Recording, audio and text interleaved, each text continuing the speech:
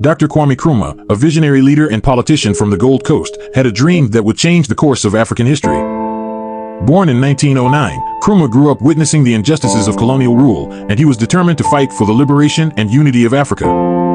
As a young man, Nkrumah pursued his education in the United States and the United Kingdom, where he became involved in the Pan-African movement, which aimed to promote the unity and independence of African nations. Inspired by the likes of Marcus Garvey and George Padmore, Nkrumah became a vocal advocate for African nationalism and Pan-Africanism. In 1947, Nkrumah returned to the Gold Coast and founded the Convention People's Party, which became a driving force in the fight for independence from British colonial rule.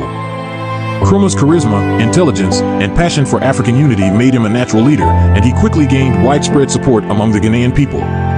After years of persistent activism and political maneuvering, Nkrumah and the CPP successfully negotiated Ghana's independence from British colonial rule in 1957, making it the first African colony to achieve self-rule.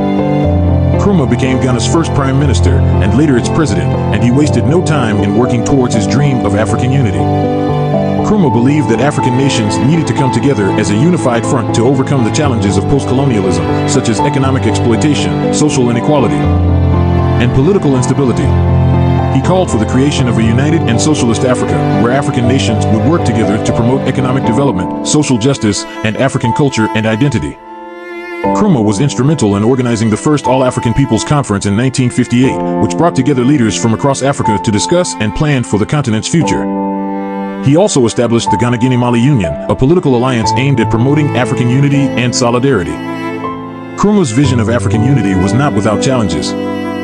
Many African leaders were skeptical of his socialist ideology and feared losing their own sovereignty in a unified Africa. Nkrumah's dream of African unity did not fully materialize during his time in power. He faced internal and external opposition, and his government was eventually overthrown in a coup in 1966. However, Nkrumah's legacy as a Pan-Africanist and his tireless efforts towards African unity continue to inspire leaders and activists across the continent to this day. In conclusion, Dr. Kwame Nkrumah's dreams of African unity were rooted in his deep belief in the potential of Africa and its people.